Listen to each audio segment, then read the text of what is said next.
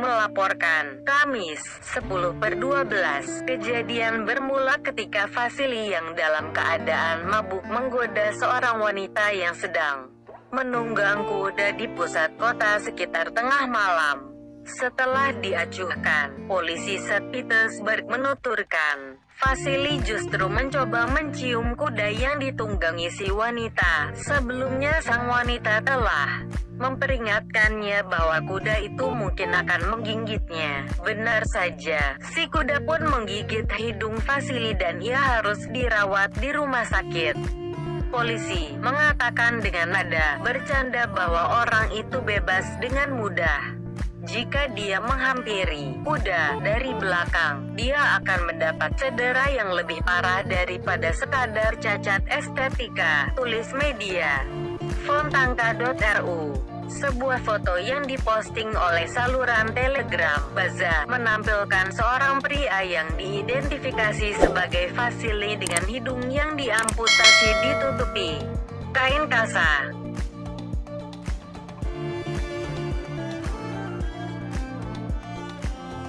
Setiap orang pernah menemui hewan kecil sejenis kutu yang seringkali menggigit ketika menempel pada bagian tubuh. Dilansir dari Fox News, kutu dapat menyalurkan bakteri melalui gigitannya sehingga mengakibatkan infeksi. Bakteri tersebut nantinya akan menyebabkan penyakit akibat dari bakteri Borrelia burgdorferi bernama Lyme. Awalnya, seseorang yang digigit kutu akan mengalami kemerahan pada kulitnya. Namun, tanda kemerahan itu tidak dapat langsung disebut sebagai gejala Lyme. Tanda-tanda penyakit Lyme umumnya muncul 36 jam setelah kutu menggigit, seperti sakit kepala, leher kaku, nyeri pada otot dan sendi, demam, panas dingin dan kekurangan tenaga.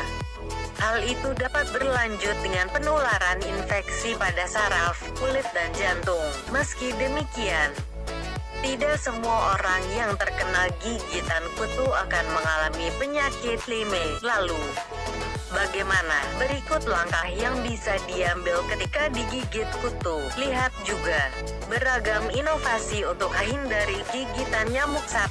Singkirkan kutu. Seseorang yang digigit oleh kutu pasti akan merasakan kehadirannya saat itu.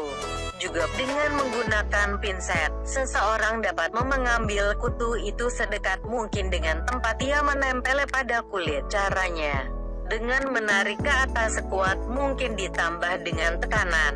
Setelah kutu terlepas dari kulit, segeralah ambil alkohol atau sabun lalu digosokkan pada bagian kulit yang digigit. Hal itu untuk membersihkan kulit dari gigitan kutu tersebut. Meski demikian, seseorang tidak dianjurkan untuk memutar atau menyontak kutu karena dapat menyebabkan mulut kutu putus dan tetap berada di kulit.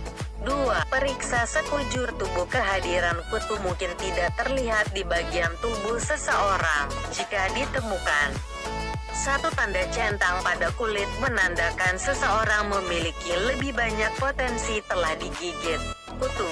Untuk itu, sebaiknya seseorang menggunakan cermin dan mulai memperhatikan bagian belakang lutut, kulit kepala, ketiak hingga bagian lipatan bokong sampai alat kelamin.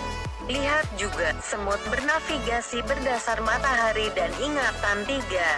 Periksakan ke dokter. Salah satu langkah yang bisa dilakukan gigitan. Ketik spotter.org milik University Rhode Island. Hal itu guna memastikan soal risiko gigitan kutu yang diterima seseorang. Proses pemeriksaan tersebut akan berlangsung selama 3 hari. Kerja soal bakteri dan virus yang dibawa oleh hewan kecil itu. Jika seseorang terinfeksi penyakit Lyme maka akan dianjurkan untuk segera ke dokter. Hal itu pun berlaku jika seseorang mengalami gejala seperti flu, demam ringan, menggigil, dan kelelahan sebulan usai digigit. Saat diperiksa ke rumah sakit, dokter mungkin akan memeriksa dengan cek darah untuk memastikan hal tersebut. 4.